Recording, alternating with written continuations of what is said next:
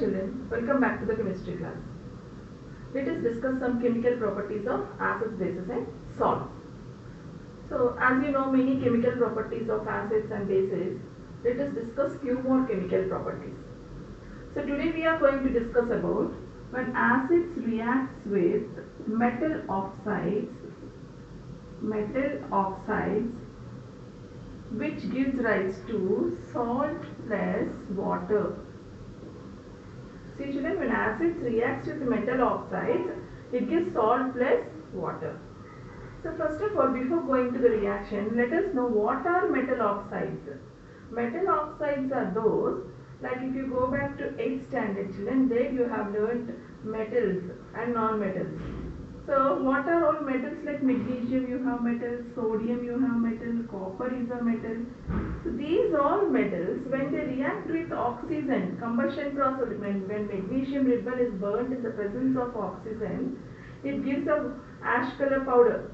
That is only magnesium oxide. Magnesium oxide, this is a metal and this is oxygen. So this becomes a metal oxide. Same like that, sodium plus oxide gives sodium oxide. This is also one metal oxide because this is metal, this is oxygen. Copper plus oxide gives copper oxide, CuO. This is metal and this is oxygen.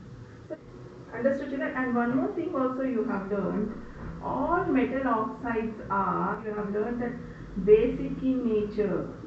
You have studied there that all metal oxides are basic in nature. Now we learn why they are basic in nature. Okay children. So now let us take one example for this reaction. Like acids plus metal oxides give salt and water is a general equation. This is a general equation, like any acids when they react with any metal oxides give salt and water.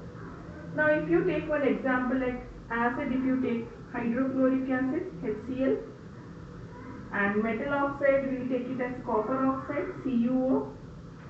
Okay, understood children here? When HCl is a hydrochloric acid, when reacts with metal oxide, that is copper oxide, which will give you a salt, CuCl2, copper chloride plus water is H2O. So HCl when reacts with copper oxide, that is a metal oxide, it gives a salt, that is copper chloride plus water. So this is copper oxide becomes copper chloride. So this is a metal oxide and this is a salt and this is water and this is acid. So this is matching with the general equation over here. Understood? Then how do you know that this reaction is going on? Suppose you take a test tube children. This is a test tube and suppose you put some metal oxide here, copper oxide inside it. Okay. And this copper oxide is black in color. This copper oxide is black in color. So this copper oxide, when you keep on stirring and add HCl into it, if you add HCl stirring continuously, then this black color changes to bluish green color. Bluish green color, it changes to bluish green color. Copper oxide changes to copper chloride. So this copper oxide is black in color. After you pour HCl into it or continuously stirring, it changes to bluish green color. From this you can say that some reaction is happening here because color has changed. You know, you learn chemical reactions happen. How do you know that a chemical reaction? Sometimes a color may change. Okay. So its properties may change. Its properties will change in a chemical reaction. So this copper oxide black in color is changing into bluish green color. From this you can say that copper oxide is changing into copper chloride and plus water. Understood children this reaction? So HCl when acid reacts with a metal oxide copper oxide, it gives salt, copper chloride plus water.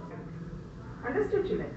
So from this you can say that acids when react with metal oxides, it gives salt plus water. Okay. Now, do you remember any similar reaction like this children? Can you remember? Like you see, one more reaction I'll tell you. Acids when reacts with bases, they give rise to salt plus water. Do you remember this reaction? General equation. Do you remember this general equation? And this general equation, when acids reacts with bases, gives salt and water, is nothing but neutralization reaction. Do you remember?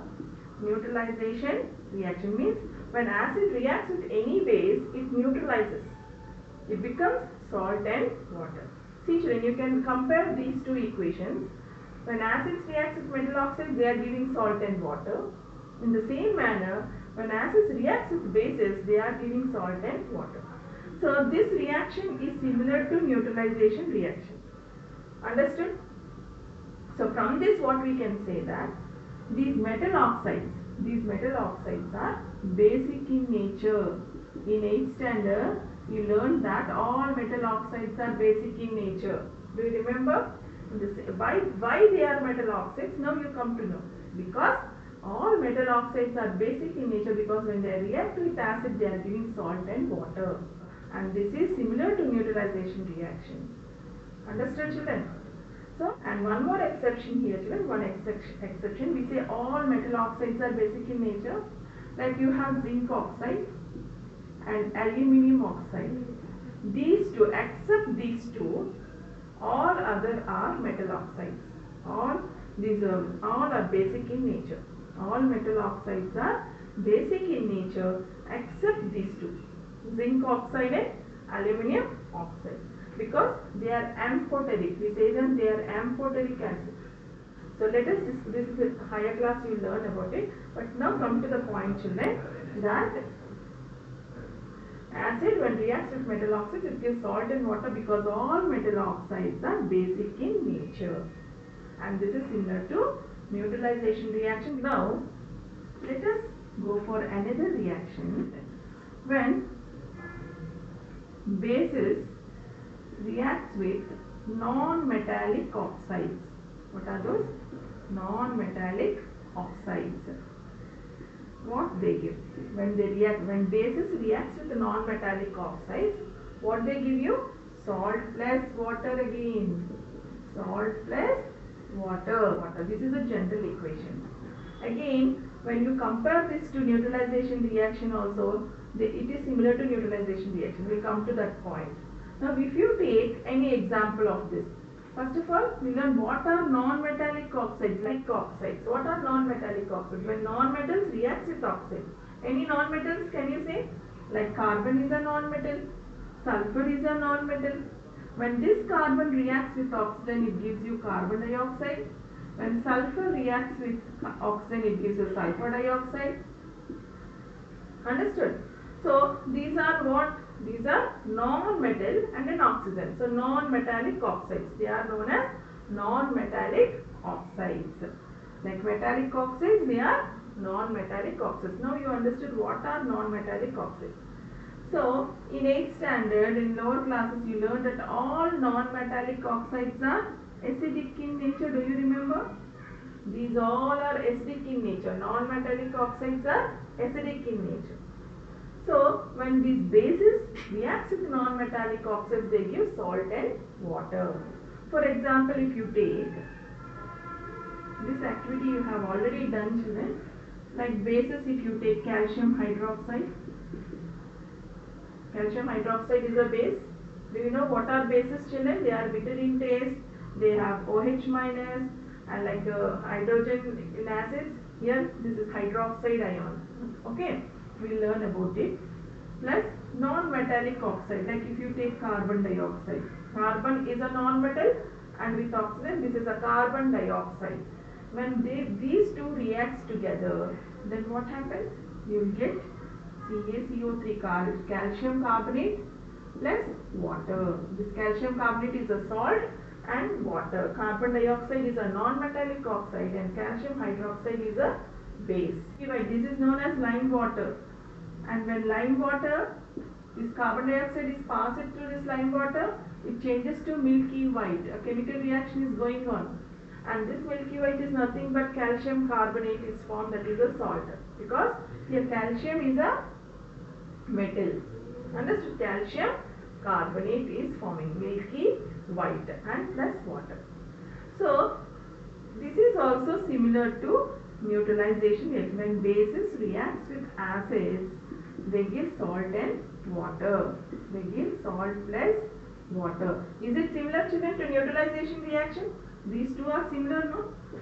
Compare them. Bases when reacts with acids, they give salt and water. When bases reacts with non-metallic oxides, they give salt and water. So you can say that all non-metallic oxides are acidic in nature because they are giving salt and water. When salt and water comes when bases reacts with acids. So these are bases. So one more thing should be acidic. So non-metallic oxides are acidic in nature. So they give salt and water. Understood, children? All metallic oxides are basic in nature. All non-metallic oxides are acidic in nature. So these two reactions are similar to each other. So all metal hydroxides, and when they react with the non-metallic oxides, they give salt and water. Let us see, children, what do acids have in common and what do bases have in common. So let us see acids first. Here suppose you have HCl is an hydrochloric acid. When hydrochloric acid reacts with water, okay, it immediately splits into ion. When they split into ion, this hydrogen in this acid reacts with the water molecule and forms H3O plus ion. H3O plus ion is known as hydronium ion. What is it, children? Hydronium ion. Why it is ion? Because it is charged. Because it is a charged particle, it is an ion, hydronium ion. What is H plus? This is hydrogen ion. This is hydrogen ion. So generally we say all acids have H plus ion as common. But the real fact is, children, all acids have H3O plus ion as common. But for the convenience purpose, we say H plus ion. Okay, children? Both are same.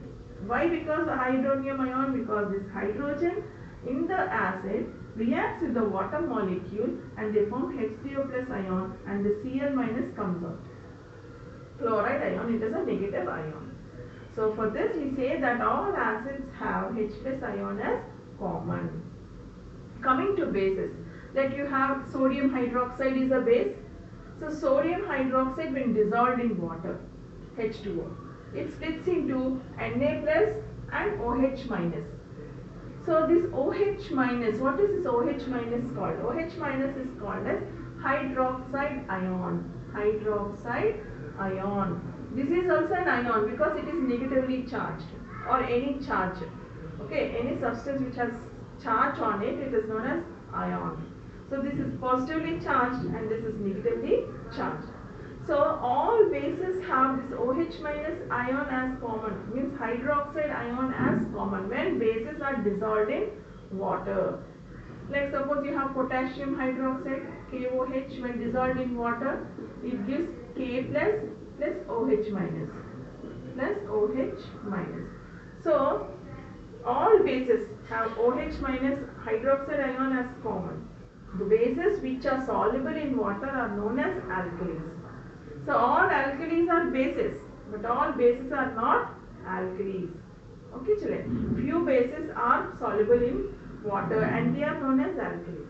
Like if we have beryllium hydroxide, this is beryllium, it is slightly soluble in water, not fully. It is slightly soluble in water. Like few more are there which are not soluble in water. Means the bases which are soluble in water are called alkalis. And what do all bases have in common? They have hydroxide ion as common. So to better understand these two topics, then we have to do some activities. Then you will understand more better. Okay, children. So what do all acids have in common? What do all bases have in common? We have discussed. To prove that, let us see one activity over here. What we talked that all acids have H plus ion as common. We said that all acids have H plus ion as common. So due to this H plus ion only, the acid shows its acidic property. Due to this, it shows its acidic property. Any acid shows its acidic property due to the presence of H plus ion. Understood? We have to check whether all hydrogen containing compounds are acidic or not. Many compounds we have where there is hydrogen. No. So let us see. First of all, we see HCl is an acid. HCl is an acid. We said that hydrochloric acid is an acid. H2SO4 is an acid. Okay, because here H is there, HCl is acid. Here H is there, sulfuric acid is an acid. Okay, suppose you have C6H12O6. What is this, children? Can you say this is glucose? What is this? This is glucose. So this one also has hydrogen here. This contains hydrogen. This compound also contains hydrogen. So we have to see whether this is acidic or not. Whether it is showing its acidic properties or not. Because it is also containing hydrogen here. One more, you have C2H5OH. You can say this is alcohol. C2H. Here also you can see hydrogen. Here also you can see hydrogen. So now we have to test whether these all compounds are acidic and acids or not, or whether they are showing acidic nature or not. Let us perform an activity to investigate that acids and alkalis conduct electricity when dissolved in water. For this, we take a rubber cork and fix two iron nails on it. We are going to place this cork in a beaker and connect the nails to the terminal of a 6-volt battery, a bulb and a switch. Thereafter, we slowly and carefully pour some dilute hydrochloric acid into the beaker. Now when we will switch on the current, we can see that the bulb glows. We are going to repeat the same activity with dilute H2SO4, dilute NaOH and dilute potassium hydroxide and dilute calcium hydroxide solutions. In all these activities, we will observe that on turning on the switch, the bulb glows.